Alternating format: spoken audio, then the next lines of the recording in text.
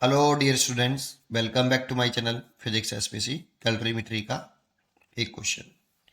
300 gram of water at 25 degree Celsius is added to 100 gram of ice at 0 degree Celsius. Find the final temperature of the mixture. 300 gram of water at 25 degree Celsius, add कर रहे हैं 100 gram of ice at 0 degree Celsius. तो इसके लिए पहले कुछ की points हमें पता होने चाहिए, डिटेल में समझाऊंगा। सुनिए, सबसे पहले हमें कुछ डाटा याद होना चाहिए। ये कुछ क्वेश्चनों में गिवन होता है और कुछ क्वेश्चनों में गिवन नहीं होता है।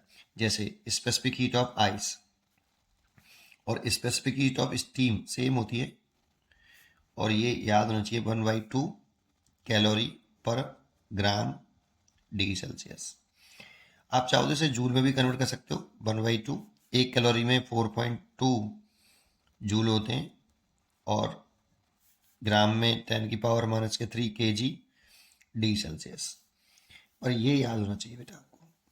दूसरा, स्पेसिफिक हीट ऑफ वाटर हमें लर्न होना चाहिए 1 calorie per gram degree Celsius.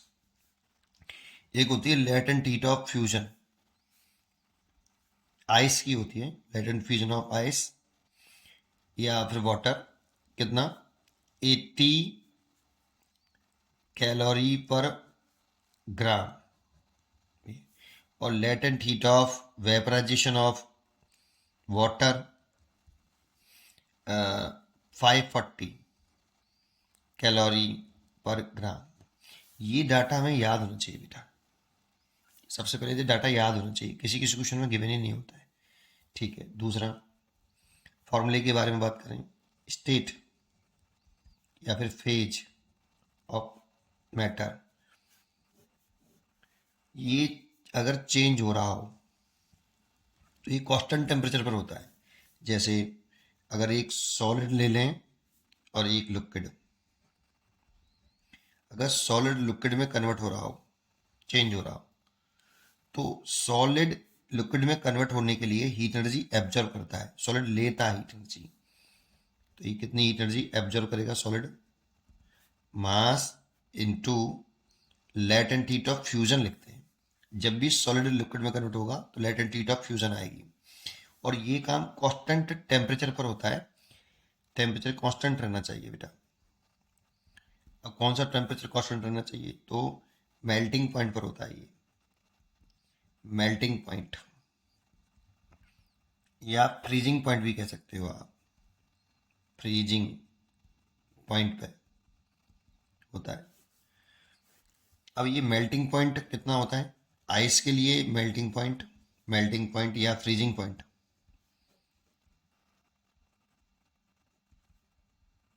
Ice in case of ice या water, in case of ice या फिर वाटर, ये जो होता है 0 डिग्री सेल्सियस होता है। तो ये जो सॉलिड लिक्विड में कन्वर्ट होगा ना, वो इंपॉर्टेंट वर्ड है कि मेल्टिंग पॉइंट पर ही होगा, किसी अदर टेम्परेचर पर नहीं होता। ऐसा नहीं किसी भी टेम्परेचर पर आपका सॉलिड लिक्विड में कन्वर्ट होता है, ऐसा नहीं होगा। और सॉलिड लिक्विड में कन्वर्ट होते समय हीट एनर्जी एब्जॉर्व करेगा सॉलिड। लिक्विड अगर सॉलिड में कन्वर्ट हो रहा है तो ये मेल्टिंग पॉइंट पर, ये भी प्रोसेस मेल्टिंग पॉइंट पर होती है या फ्रीजिंग पॉइंट पर होती है। इसमें हीट एनर्जी ये रिलीज करता है बेटा। अगर लिक्विड सॉलिड में कन्वर्ट होगा तो हीट एनर्जी लिक्विड रिलीज करेगा। कितनी करेगा? m into latent of fusion. पहले तो ये पता होना चाहिए। दूसरा, लेकिन अगर कोई लिक्विड कन्वर्ट हो रहा है वेपर में, वेपर कह दो या स्टीम कह दो, लिक्विड अगर वेपर में कन्वर्ट हो रहा है तब भी लिक्विड भी हीट एनर्जी एब्जॉर्ब करता है, लेता है। लिक्विड लेता है हीट एनर्जी कितनी? m into latent heat of vaporisation. मैंने लिखा ना latent heat of vaporisation, latent heat of fusion, दोनों लिखा है मैंने। याद होनी चाहिए बेटा ये, है ना। क्वेश्चन में गिवन होती है कभी, कभी गिवन नहीं होती है। कैलोरी पर ग्राम में, ये भी ध्यान रखना, जूल पर किलोग्राम में नहीं है। सिस्टम का भी ध्यान रखना आप। लेकिन ये भी कांस्टेंट टेम्परेचर पर ही होता है। जब ये प्रोसेस हो रही होगी तो टेम्परेचर कांस्टेंट रहेगा। दैट मीन्स ये हर एक पॉइंट पर नहीं होता, बॉइलिंग पॉइंट पर होता है बेटा, बॉइलिंग पॉइंट। और इन case of water in case of water, जो बॉइलिंग पॉइंट होता है, boiling point mostly water, ice, steam वगैरह की बात करेगा, वेपर्स की बात करेगा, तो बॉइलिंग पॉइंट जो होता है वो कांस्टेंट टेम्परेचर कितने पर होता है, 100 डिग्री सेल्सियस पर होता है। ये वाटर के लिए पर है ना, और इसमें भी हीट एनर्जी ऑब्जर्व करता है। वेपर से जब लिक्विड बनता है ना, तो वेपर जो होता है लिक्विड में कन्वर्ट हो तो हीट एनर्जी वेपर रिलीज करेगा, रिलीज करता है कितनी, m into latent heat of vaporisation. पहले तो ये 2 पॉइंट पता होने चाहिए। दूसरी, केवल टेम्परेचर चेंज हो रहा हो, ओनली ओनली अगर टेम्परेचर चेंज हो रहा हो, स्टेट चेंज नहीं हो रही हो, टेम्परेचर ही चेंज हो रही है, तो कांस्टेंट टेम्परेचर पर होने दोनों, तो हीट एनर्जी का फॉर्मूला लगाते हैं M specific heat into delta T. इसीलिए हमें स्पेसिफिक हीट की वैल्यू हमें लर्न होनी चाहिए। क्वेश्चन में कभी कभी गिवन होती है, कभी कभी क्वेश्चन में गिवन नहीं होती है। चलो ये वाली बात आपको पता होनी चाहिए, सबसे पहले इतना तो आना चाहिए आपको। फिर अपने मेन क्वेश्चन में आते हैं। अब इस क्वेश्चन को कैसे करें, क्योंकि सबसे पहला कंसेप्ट इसमें आपको ये पता होना चाहिए कि जैसे ये सिस्टम बना लिया पूरा, एक 300 ग्राम वाटर और 100 ग्राम ऑफ आइस को एक आप सिस्टम मान लो। ये सिस्टम आउटसाइड से, बाहर से कोई भी हीट एनर्जी ना एब्जर्व करेगा और बाहर से नहीं करेगा, इंपॉर्टेंट है, बाहर से नहीं करेगा, ना हीट एनर्जी रिजेक्ट करेगा। बट सिस्टम के इनसाइड हीट एनर्जी एब्जॉर्ब और रिलीज हो सकती है। ये मान लो अगर ये हीट एनर्जी एब्जॉर्ब कर रहा है तो ये हीट एनर्जी रिलीज कर रहा हो, तो ये एक दूसरे का, इसने रिलीज करी, इसने एब्जॉर्ब कर ली, है ना। सिस्टम के इनसाइड ही हो सकता है।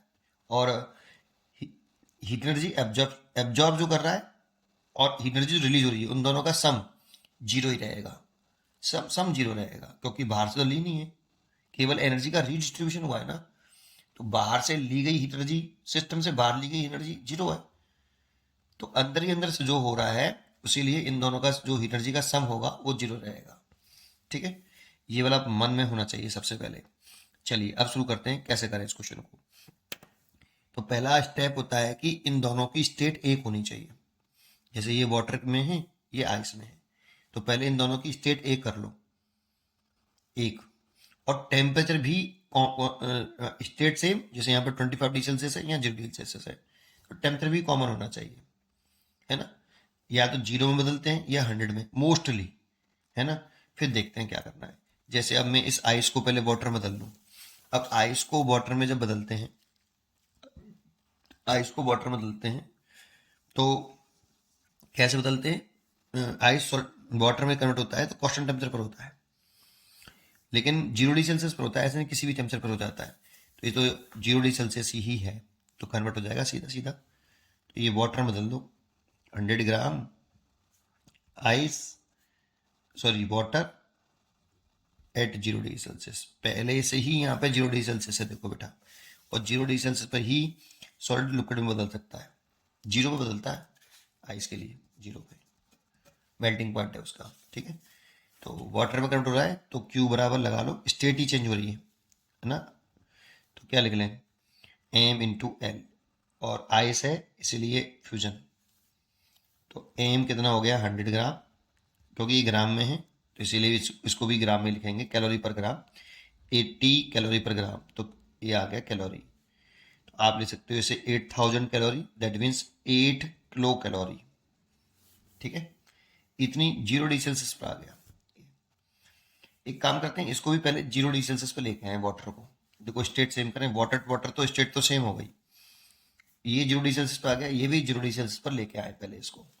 ठीक है, तो क्या करें कि इसको 0 डिग्री सेल्सियस पर लेके आए, स्टेट नहीं चेंज करें, केवल टेम्परेचर फॉल कर रहे हैं। 300 gram of water eight 0 degree Celsius, तो इसमें टेम्परेचर डिक्रीज हो रहा है, इसीलिए हीट एनर्जी रिलीज होगी। तो क्यू बराबर कितना, M specific heat of water into delta T, क्योंकि स्टेट चेंज नहीं हो रही, केवल टेम्परेचर में चेंज आ रहा है। एम तो 300 ग्राम है, स्पेसिफिक हीट ऑफ वाटर हमें लर्न होना चाहिए 1, और टेम्परेचर में चेंज आया है 25, मल्टीप्लाई करें तो 7500 कैलोरी, इसे लिखें तो 7.5 किलो कैलोरी। तो देखो इसने तो ये हीट एनर्जी क्या करी है, एब्जॉर्ब करी है, रिलीज करी है, एब्जॉर्ब, क्योंकि आइस से लिक्विड में कन्वर्ट करने के लिए हीट एनर्जी एब्जॉर्ब करेगा बेटा, तो एब्जॉर्ब करेगा, तो इसने हीट एनर्जी एब्जॉर्ब करी है, तो क्यू एब्जॉर्ब, हीट एनर्जी कितनी एब्जॉर्ब करी, दैट मीन्स ये एब्जॉर्ब करी तो ये रिक्वायर्ड हीट एनर्जी है। आइस को वाटर में कन्वर्ट होने के लिए कितनी हीट एनर्जी की रिक्वायरमेंट है, एब्जॉर्ब करी ना, आइस ने ली है ना बेटा, जब आइस लेगी तो कितनी हीट एनर्जी आइस को चाहिए वाटर में कन्वर्ट करने के लिए, इसलिए रिक्वायर्ड हीट एनर्जी बोलेंगे, रिक्वायर्ड हीट एनर्जी ये कितनी, तो 8 kilo calorie, 8 kilo calorie, 0 degree Celsius पर आया है बेटा ये, है ना, 8 किलो कैलोरी ये। और इसने 0 डिग्री सेल्सियस, देखो मैंने वाटर को 0 डिग्री सेल्सियस पे ले आया हूँ, इसको भी वाटर को 0 डिग्री सेल्सियस पे ले आया हूँ, सेम ले आया हूँ। इसको कितनी हीट एनर्जी इसने रिलीज करी है, इसने रिलीज करी है बेटा, क्योंकि 25 से 0 डिग्री सेल्सियस पर आ गया तो हीट एनर्जी रिलीज करी होगी, टेम्परेचर डाउन हो गया तो कितनी हीट एनर्जी रिलीज करी वाटर ने 25 से 0 डिग्री सेल्सियस आने में, रिलीज कितनी एनर्जी, 7.5 किलो कैलोरी। इसको कह सकते हो आप अवेलेबल हीट एनर्जी, इतनी हमारे पास जब इसने रिलीज कर दी तो इतनी अवेलेबल है और इसको इतनी रिक्वायरमेंट है। देखो अवेलेबल कम है और रिक्वायरमेंट ज़्यादा है, तो ये पक्का है कि ये पूरा आइस वाटर में कन्वर्ट नहीं हुआ होगा। भाई आइस को कंप्लीटली वाटर में कन्वर्ट होने के लिए इतनी हीट एनर्जी की रिक्वायरमेंट थी, लेकिन हमारे पास अवेलेबल केवल कितनी है, 7.5 किलो कैलोरी। बाहर से तो ये एनर्जी ले नहीं सकता ना, ये इतनी अवेलेबल है तो इतनी ही दे सकते हैं हम इसको, लेकिन चाहिए आइस को कंप्लीटली वाटर पर 0 डिग्री सेल्सियस में बदलने के लिए 8 किलो कैलोरी। इसका मतलब आइस कंप्लीटली वाटर में कन्वर्ट नहीं हुआ होगा, तो फिर क्या हुआ, तो कितनी हीट एनर्जी यहाँ पर 7.5 है, यहाँ 8 है, तो 8 में से 7.5 उठा लेंगे, तो कितनी हीट एनर्जी और मेरे को रिक्वायरमेंट है वो निकल आएगी, कितना 8 में से 7.5 है तो 5 किलो कैलोरी। अब कंप्लीटली नहीं बदला हुआ तो इस हीट एनर्जी से दोबारा से आइस जम जाएगी, इतनी हीट एनर्जी बची हुई एनर्जी है, इससे कितनी आइस जमेगी, क्योंकि पूरा कंप्लीटली नहीं कन्वर्ट हुआ तो कुछ आइस बची होगी ना, तो कितनी आइस बची होगी वाटर में से, तो पहले तो मेरे पास वाटर का जो कंटेन है ना इस समय कितना है, 100 ग्राम ये है और 300 ग्राम ये, 400 ग्राम मेरे पास वाटर है 0 डिग्री सेल्सियस पर। लेकिन इस 400 ग्राम वाटर में से मिक्सचर में पूरा की पूरा वाटर नहीं होगा, कुछ आइस भी होगी, क्योंकि अभी समझाया मैंने आपको कि आइस को वाटर में कन्वर्ट होने के लिए 8 किलो कैलोरी हीट एनर्जी की रिक्वायरमेंट है, जबकि रिलीज कितनी अवेलेबल कितनी है 7.5, तो पूरी की पूरी ये इसको अगर दे भी देगा तो पूरी की पूरी आइस वाटर में कन्वर्ट नहीं होने वाली, कुछ पार्ट वाटर आइस का भी होगा इसमें, इसलिए ऐसा किया। कितना होगा आइस का अगर उसको निकालना है तो M into latent heat of fusion, तो हीट एनर्जी इतनी तो है हमारे पास, तो 0.5 ये किलो कैलोरी में है, इसे कैलोरी में लिखें तो 1000 कैलोरी, तो 0.5 इंटू 1000 बराबर कितना मास आइस जम जाएगी वो देखना है, इंटू 80, और 0 डिग्री सेल्सियस पर ही, ये 0 डिग्री सेल्सियस पर है आइस जो है, वाटर से आइस बनाना है हमें, वाटर से आइस, ये जब वाटर से आइस बनाते हैं ना तो रिलीज एनर्जी होती है इतनी, मास इंटू लेटेंट, तो कितना इतना कर दिया, एम कितना जमा वो देख लेते हैं, तो सॉल्व कर लेते हैं, 0 से 0 कट गया, ये 50 हो गया शायद, 50 और बाई 8 ये हो गया एम, तो एम इजुकल टू लिख सकते हैं हम 25/4, 25 से काट दिया और इसको सॉल्व करें तो ये 6.25 आएगा इतने ग्राम, इसका मतलब 400 ग्राम वाटर में से 6.25 ग्राम आपकी आइस होगी, और 400 ग्राम में से अगर मैं 6.25 सब्ट्रैक्ट कर दूं तो ये सब्ट्रैक्ट करने पर क्या आ रहा है, ये सब्ट्रैक्ट करने पर आता है 393.75 ग्राम।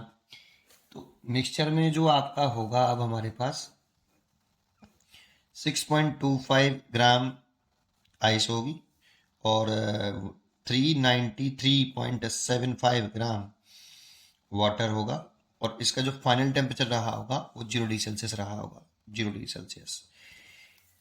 ठीक है, तो आपका इसलिए इसका जो फाइनल टेम्परेचर है वो डी चॉइस इज करेक्ट, क्योंकि ये आपका जो हीट एनर्जी होगी वो इसका टेम्परेचर नहीं चेंज करेगी, केवल स्टेट जो है टेम्प 0 डिग्री सेल्सियस पर स्टेट चेंज हो जाती है, स्टेट चेंज हो जाती है ना बेटा, 0 डिग्री सेल्सियस है ना, तो इतनी हीट एनर्जी दोगे तो स्टेट चेंज हो जाएगी, कितनी आइस जम जाएगी वो हमने बता दिया। तो देखो इतना 0 डिग्री सेल्सियस होगा फाइनल टेम्परेचर, 0 डिग्री सेल्सियस, और इतना मिक्सचर होगा कंटेंट में। उम्मीद करता हूँ कि आपको ये क्वेश्चन जरूर समझ में आया होगा। पढ़ते रहिए और खुश रहिए। Thank you.